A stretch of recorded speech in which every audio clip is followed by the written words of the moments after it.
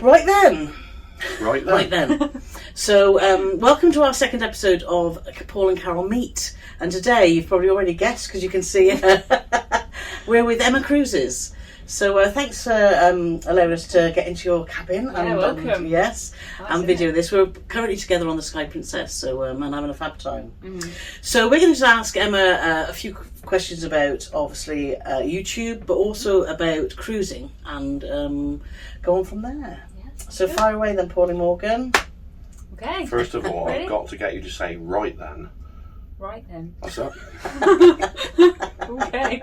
Right, straight off then. What was your very first cruise? Oh, so I was 11 on my first cruise. Very exciting. It was Alaska and Hawaii.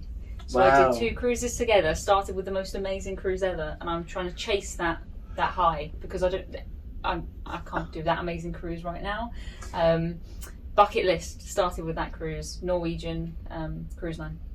So if there was ever a tough act to follow, it Yes, was your exactly. first cruise. I was 11, Yeah. so Wow. it was We've got Alaska next May, haven't we? And that'll be our first time for doing that, so that's going to be quite exciting. Yeah, But no Hawaii attached. No. There's a thought. Oh, it was. I mean, they're both very far away from us. So by the time we'd flown over there, it was a big family trip. Someone left someone some money, and we did a big family Yeah. group. So I went with my gran, my cousins, my aunties and uncles, Oh. and it was really nice. But just being 11, it was so exciting. We would just go up and down in the lifts, and we'd get pizza, and it was so fun. Special times, isn't it? Family Yeah. cruises. That's why we enjoy going with your dad and sister and Yeah. brother, isn't it? Right then, number 2. Right, how many cruises have you done so far? I think this is 35. I think this is 35. Have you not got a list? I have a list, but it's all on scraps of paper. I'm not very organised with it. But I think I'm going to say 35, which is We're 26, aren't we? yeah, we're catching up with me. I mean, recently, Recently, yeah, you've been a bit you're mad. overtaking me. We've done about 30% of our cruises in the last 12 weeks, I think. Yeah, bring it on now. I think. This is always a bone of contention. Favourite cruise ship of all time? Oh, so I tend to say that first cruise I did, the Norwegian Spirit, that ship, because it was just. It's a Norwegian cruise line ship, but it wasn't built for Norwegian, so there's loads of space. There's this huge atrium, it had waterfalls in it. But since I've been on last, they've refurbished it and they've added, they've taken away the waterfalls, they've added a big Norwegian TV screen for their bingo or deal or no deal or whatever they do on Norwegian. So whether that's still my favourite one, I need to get back on and try again. Yeah. But it was just such a nice, some of the newer ships, they have something in every single corner. Go-karts and zip lines and stuff, and it just had so much space, so many nice pools, huge restaurants with the big kind of glass windows across multiple. It's just very spacious and it was really nice, but I'm desperate to get back on and see what they've done with it. Yeah. Because they really have Norwegian-ified it, because it didn't really feel like a Norwegian ship, so maybe it's still my favourite. And where is that planning to cruise then in the next sort of 2022? I think it's doing somewhere, maybe Greece. Okay. Was the plan. Whether that's still the plan, I don't know. But I filmed a before ship tour, so it'd be nice to do an after ship tour. Yeah, definitely. I've just kept it on a memory card. So well, and if it's in Greece, then that's easy Yeah. accessible for us from the UK, isn't it? Which is great. I got my eye on it, so Yeah. I would like to get back there. Right. What's the best meal you've ever had on a cruise ship? Oh my goodness. And a plate of cookies doesn't count as Plain the of best cookies meal. doesn't count. No. No. I mean, I've had some really interesting meals. So when I did the Viking cruise, it was all about the kind of local food. So they would serve you reindeer and all kinds of strange things that I would never have gone to a restaurant and just ordered. But we did. I can't remember what it's called on Viking, but it's chef's table or something like that, where it's a set menu. You will try all these things, and we tried the most bizarre meal, but it was really good in there. But And would you recommend reindeer? Not really. I think it was like you had raw beef, raw reindeer, thinly sliced raw Oh, was reindeer. So you were trying to say then that you ate Rudolph or something? Yeah, I don't know. But that was one of the most interesting ones. But I've done, even just the Morella, kind of the Corolla specialty restaurants where you sit up and you can look out across the pool deck like people watching when you're eating. I think that's quite nice. And I like it when it feels a bit more kind of relaxed. And the ones on Morella always feel pretty chilled out, don't they? So I don't mind dressing up, but I like to just feel good food, but in a comfortable. relaxed environment. Yeah. It's hard, isn't it, with food, because I think with cruises you get so much good food. Yeah. So that's really, when we put that question, we thought but actually it comes with the whole experience, doesn't it? Not just the actual food, service and environment. Yeah. What is your favourite cruise destination? Ooh, I think I'm going to go with Norway, and I've been trying to get back there, obviously, for the last couple of years, but I'm hopefully getting there next May, a cruise I booked for May 2020, but Norway it just feels like being in a movie. It doesn't feel like a real thing. It feels like they've created it for you. It is, and the scenery is just stunning. Yeah, but I wouldn't want to go on a land trip to Norway based on just the one pint of cider I had that cost me about £12. Well, so it is expensive. I feel like cruising is one of the best ways to see. And, I mean, with the sailings, they last for hours, and I think it's one of my favourites. It's quite easy for And us, that's the thing, even with a sea day, when you're doing Norway, it's not a sea day. No. Because you're always looking out the window, ever changing. It's like a scenic cruise. Yeah. It's beautiful. Yeah, no, we agree. We love Norway. Yeah. Hopefully getting back there next year. And what ship is that on? Anthem of the Seas. Oh, yes. So it's been pushed off, 1 year and another year. So. We had a fab time on there, didn't we? We did, yeah. Thoroughly enjoyed it. Yeah. Right, bucket list cruise. If Ooh. money and time were no object. Money and time. Okay, well, I'll go on biking. If money is no option, I'll go on biking. I would love to do some sort of Australia, New Zealand, Pacific Islands. It's very far away though, but if I have unlimited money and time, I'll pace myself maybe. Exactly. But I think I probably would create some sort of epic world cruise from different things. So I would do, a week on Royal Caribbean, 2 weeks on Norwegian, Cunard maybe, and just spice it up and go all the way to Australia. Yeah, think about it. That would be perfect. Viking comes up a lot, doesn't it? It was just, what is it about Viking? Because everyone seems to, once you've done a Viking, it seems to be one of the best lines out there that people just.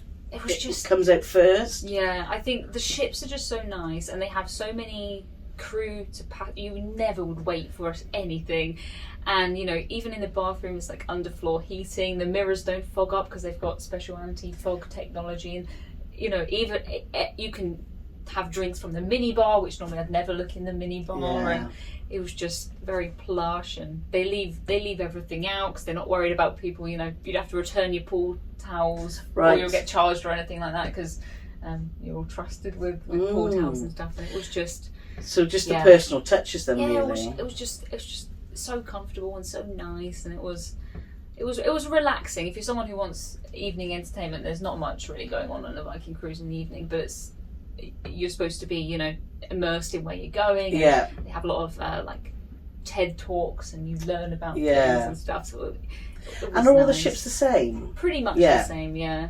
I think it's possibly a bit formal for me to do too long on the cruise, because I remember I went to the buffet in my jeans or something, and I had to come back and change because they do have quite a strict dress code. Yeah. But if you know that ahead of time, it was fine. But money would have to be no object.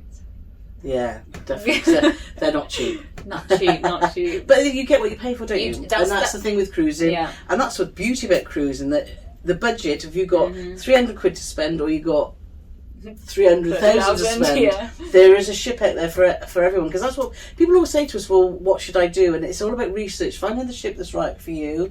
Because I don't want to go on a cruise because I wouldn't like it. So you will just make sure you do your research and get the right ship. Yeah, I mean, from one end to the other, it's an extreme difference. If you were to send someone on a Caribbean Carnival cruise in spring break, or you to send someone on a transatlantic Cunard cruise. Exactly. To even call, I know they're both cruises, but you can't there's compare. nothing really the same apart from the ocean, which that's right. Yeah. What's your next cruise? My next cruise is a Disney cruise. Oh yeah. A Disney cruise. So I'm kind of skeptical about Disney cruises because of the price. I'm reserving judgment, I think, till I go on this cruise. I'm going to have a great time, I'm sure. But am I going to have a doubly, triply good time as I have on here? Not sure yet. So that's a brief insight to the price, then. The doubly, triply. Doubly, triply, probably the price of a They're Princess or a Royal isn't it? Caribbean. And it'll be good. I'm sure it'll be good. But I've looked at them for ages, but it's always been, they don't really come to the UK. No. They don't come to the UK or Europe much. So as one of the ships is here, I thought this is my chance. I'm going to try it and then I will know. So yeah, looking forward to it. But I'm going in with no kind of expectations. We'll see what happens. That's been the beauty of these staycations. Yeah. We've been very lucky in the UK, which I know a lot around the world haven't been, but we've had a lot of ships that have come to Southampton. So we've been able to have tasters, and it's been brilliant, hasn't it? How many more cruises have you currently got booked? Oh my goodness. 5? I think. I don't plan too far in advance. I know some people do. You know, I can't really plan more than a year in advance. I know you can get great deals if you do it 2 or 3 years in advance, but I'm very much, you know, I didn't plan to do this Disney cruise until it happened, and I've got quite a few that I've rolled over from the last year. So yeah, doing just as many kind of short ones as I can, because to me it's more important that I try a Disney cruise, I try a Virgin cruise, rather than spend 2 weeks on.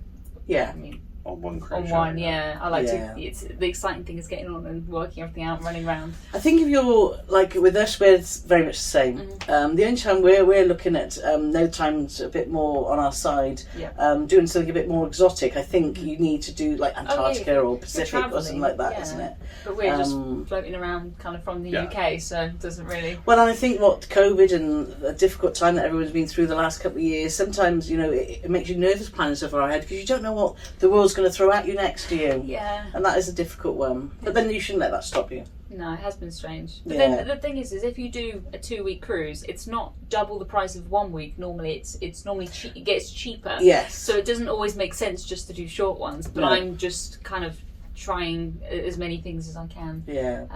Just because it's exciting. I can, so why not? Yeah, we're lucky. Yeah.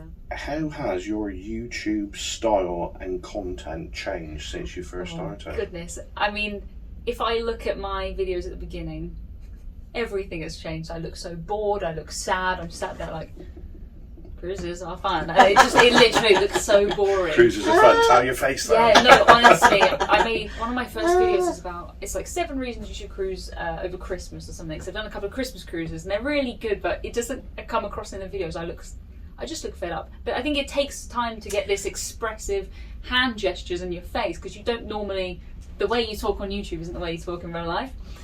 So even just the way I speak has changed a lot.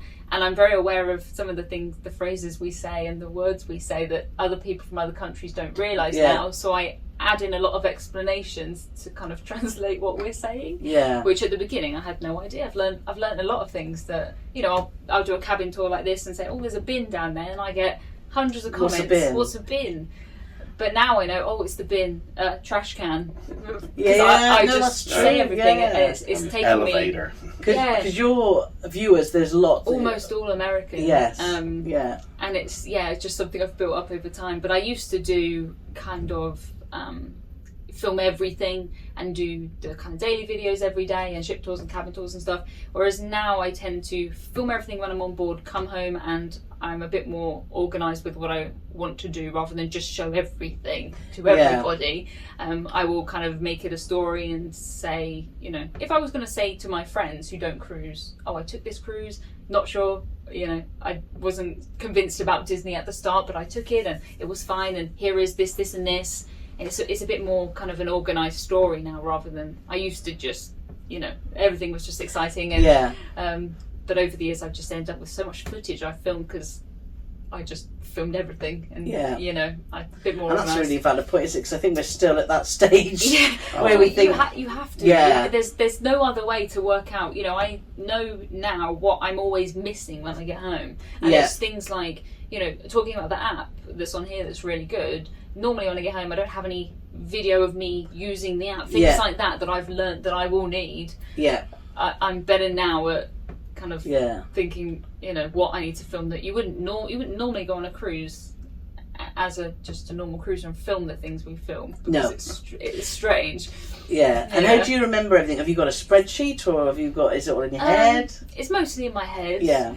A lot of Google Docs that I have, you know, synced up through different things, but I'll you know, have a lot of bullet points and fit in. You know, on here I know what I want to get because I know what I'm going to do afterwards. Yeah. So I can. Just having that plan beforehand, isn't it? Yeah, it's taken me a long time to get to that though. Tricky. What do you think were the key turning points for you and your success? The cruise industry closing, which makes no sense. But for me and my channel, I was quite happily plodding along, but I was busy and just trying to get things done. And then when everything shut down, I couldn't make the content I normally made because how am I going to do cabin tours or ship tours when all the cruise industry is closed? So I kind of took a step back and I moved kind of more into the I did a lot of cruise news because a lot of stuff was happening, but also a lot of stuff that's for people who have never been on a cruise. Whereas before I think I was really focused on someone who's staying in this cabin, you know, how many drawers are there and stuff. But now I kind of, if it's just a random friend of mine, never been on a cruise, they can watch it too and it's not too... It's relevant. Yeah. So I never would have thought that the cruise industry closing would have helped me, but it massively did. It massively helped my channel and gave me time to kind of refocus and now I know better what I want to do. Yeah. And it was interesting watching how different bloggers and vloggers dealt with it, because some people just shut right down, didn't they? So, well, I can't do anything because there's no cruises, and it was really interesting and really quite what's inspiring to see yourselves and, you know, Gary, etc., going down a different track. I think, God, because actually there's so much information about cruising that people don't know, and it's not just your on-ship experience, is it? Not at all. It's that people find valuable. Yeah. And I think that's the thing about YouTube, isn't it? You have to do a video it's got to be of some value to someone. Yeah. Otherwise, you know, you're not going to get the views. Yeah, I get so many comments. I've never been on a cruise, no interest in being on a cruise, just wanted to see you talk about something. And I mean, I talk to my other friends who've never been on a cruise about where I'm going, and they'll listen to me talk for 10 minutes, and it's the same kind of thing on YouTube. Yeah. And I think now, if I think about what I watch on YouTube, it's the most random stuff ever. It's not necessarily that I'm gonna, you know, I watch someone who's doing their gothic makeup tutorial. I'm not going to do it, but I just watch it because they're an interesting person. We look forward to seeing that. Yeah. But I think it's the same. I think so. You know, if you can make an interesting story, and the thing about cruising is, if you've never been on a cruise, you can't just try it before you buy it, and it's an expensive thing, and you're putting your time into it. So I think people like just knowing what's going to happen in advance. Makes people less nervous about it, because and the simple questions, isn't it? What that I really enjoyed on your website as well are the jails on cruise ships. I thought, my God, that is, you know, because there are people that you know, most people behave appropriately, don't you? But there are people that don't, and it's like, hello there. What's been in jail? No. and it is things like that. You think, oh my God, what an interesting subject. Yeah. I only get locked up in the cruise jails just for research purposes. Is that right? Bit piece of quiet. Just shut yourself in there. Hey! See how quickly she switched sides on that. Whichever one works. Right, next one. Right, with success comes the trolls. Oh gosh. How do you deal with nasty and negative comments? I'm much better at it now. I think that it sounds strange, but the more you get, the more used to it you get, and the less it matters. They're not normal. If they're creative, sometimes I'll read them and think they're funny, but most of the time it's just people who sat at home in their evening, and I think if that's the highlight of your evening, I don't really care what you think. And you know, if you wouldn't take advice from someone, don't take criticism from them. Is how I think, and I wouldn't take advice from these people who are, you know, what are they doing? Think about it. So yeah, I protect myself from a lot of it. I think on YouTube you can add blocked words, so as soon as someone insults me with something, I'll hide them forever and I'll add the blocked word, and I will never see it again. Because the way I have a set amount of time, right, and I can't reply to every comment and talk to every person, so why would I invest any of that time? Yeah. You know, there's nice people who I don't have. I try and comment as much as I can, but if I can spend 30 seconds saying thank you rather than something. I'm totally agreeing. Yeah, so but it is difficult when that starts happening, because we've had a few, really, not like yourself. Well, I really felt like initially I would get upset if somebody put a thumbs down. Oh really? And Karen would be like, oh no, because obviously when we first started and you were getting like a very small amount of views. This is something's worth thumb down on that. Yeah. And then Carol said, "Oh mate, listen to this," and this was quite recently. It was like, "Oh, this is a lovely ship, but what an amateurish and boring voiceover." Oh, I get that too. And I really felt like we'd made it. Yeah, no, good. Yeah, But I think, like you say, it's just don't react to it. Just move on and just So if that was you, yes. They're still watching. Right. Yeah. what's one piece of advice that you would give to aspiring, up and coming, middle-aged YouTubers like us? Well, I think the thing with YouTube, I was the same a year ago, is I thought people came to the videos because they want to find out this information. I'm telling them 7 ways to do something or showing them something, and you think that people are there for that.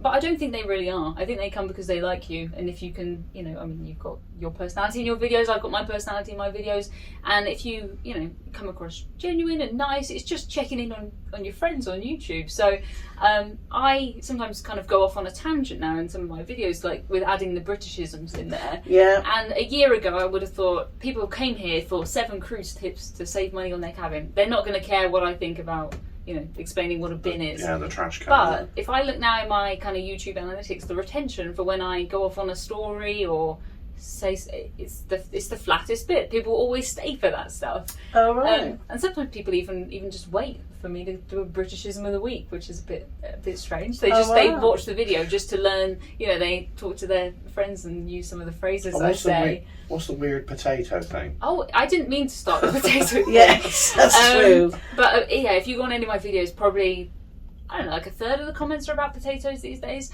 Because I was just on a live stream, just chatting to people, and I just said, if you comment on a video, that's a sign to YouTube that you like the video. So if you do that, you engage, you'll see more of my videos. So I said, if you can just comment when you're watching, it doesn't matter what it is. If it's about your favourite potato, that's fine. Right. And then since then, I'll just get, mashed potato, potatoes. And sometimes people will try and fit it into whatever they wanted to say anyway, which is quite funny.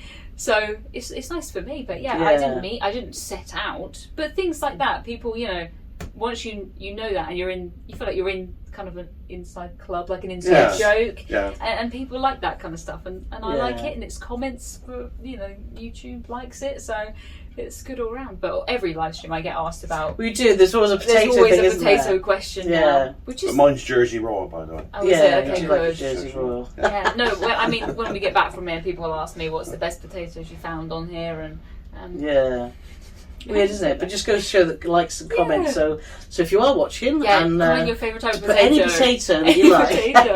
Yes.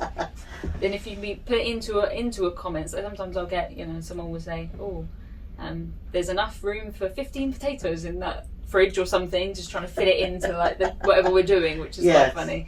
I like those ones. Strange. People are strange. Yeah, it makes me laugh. Yeah, that's nice. Yeah. Your videos often feature your partner in crime, Hudson the cat. Hudson the cat. Do you think you'll ever take him on a cruise? I don't think I will, no. I mean, I don't think actually taking a cat on a cruise is really... it's not as glamorous as it sounds. If I could have him here and he'd be wandering around, that'd be fine, but I wouldn't let him on the balcony or lose him forever. Because it's like Captain Kate and Cruise, she's got bug naked, he's got a cat. He's got a little harness and a little life jacket. Have you seen his little life jacket? It's really cute. So, but that's a bit different. Yeah, so the only one you can really take cats on is Cunard, and they stay in the cattery in the kennel. So if you're moving to America, I understand that's a better way of flying. But not much fun for the cat, is it? I'm sure they'd rather be at home. Yeah, I think he'd rather be at home. And I'm too worried about losing him or, I can't imagine there'll ever be a themed cat cruise. No, well... Well, we know he's going to be going on it if there is. Yeah, I don't know. Probably not. So if there was a themed cat cruise now... There is a themed cat cruise, I think. Is there? Yeah, no cats on there, though. Oh, you just dress up as cat? I think so. Well, that's even weirder. Yeah, I think I've seen that one. I haven't looked at it. I think these questions are taking a nasty turn. I guess there's a theme cruise for whatever your tastes are. It literally is, everything theme cruise. Right, now this is the question everybody out there wants to know. Oh. How many cookies can you eat in one sitting? Well, depends. Because I've always said princess have the best cookies, and I have to say... I don't think they're the best anymore. I think my memory may have played with your judgment. Yeah, because I was on Celebrity last month, and I think Celebrity have overtaken Princess with the Cookies, and they were breaking news. Da, da, da. I know. We'll have to have some sort of ticker tape thing going across the bottom. Breaking news, breaking news. Yeah, oh wow, interesting. I've always said Princess are the best, and they're good, and I've had quite a few on here. And I had one in the buffet about 2 hours ago, but I think Celebrity might be the best. But I could probably quite a stack. Quite a stack, yeah. Quite a stack. Do you dip them? No, I don't. You're not a dipper. No, the best is just you know, they're a bit soft and a bit gooey, like a chocolate chip one. Yeah. Yes. We're a dipper, isn't we? Do you have to explain to the American audience what's what a dipper? It's if you dip it in your hot tea or coffee. Yeah. Then if you dip it for too long and then it falls off and it goes to the It's a bottom. dangerous game. It is a dangerous game. Yeah, maybe I'm just not risking my cookie in the tea. Brilliant. It's high octane cruising, dipping cookies. Ah. Right, well that's all the questions. So all we want you to tell our band of merry followers is where can they find you? Okay, well I've kept everything very simple because my name's Emma and I'm cruising. So my channel is called Emma Cruises, my website is called emmacruises.com, my Twitter is called Emma Cruises, my Instagram is called Emma Cruises, my TikTok is called Emma Cruises. So yeah, Emma Cruises everywhere, that is me. Yes. Fab. And I'm just going to throw this out, your name is Emma, my name is really Emma, yes. My surname is not Cruises. No. I get a lot of posts that says Emma Cruises, but yes, Emma Cruises. Brilliant. YouTube persona. Yeah, it's good to have something simple actually, isn't it? Yeah, it is, yeah. Ours is simple-ish, but it's a bit long, but there we are. Well, it's when somebody says, can I take your email address? Yeah, it's Paul and Carole love to travel at gmail.com. It's what, sorry? Yeah. Yeah. But anyway, well, thanks ever so much for your time. It's been lovely chatting. Yeah, and thanks ever so much for watching. We hope we've given you an insight into to Emma's into Emma, yes, and to see what she likes, what she doesn't. But yeah, so thanks ever so much. It's been a blast. Back on our cruise now. Yes, we're back out to probably where do we get bar? I'm going to go get pizza soon. Oh yeah, Fritos. Yes. Anyway, okay. Bye everyone. Bye. For more Paul and Carole Meets videos, watch this playlist here.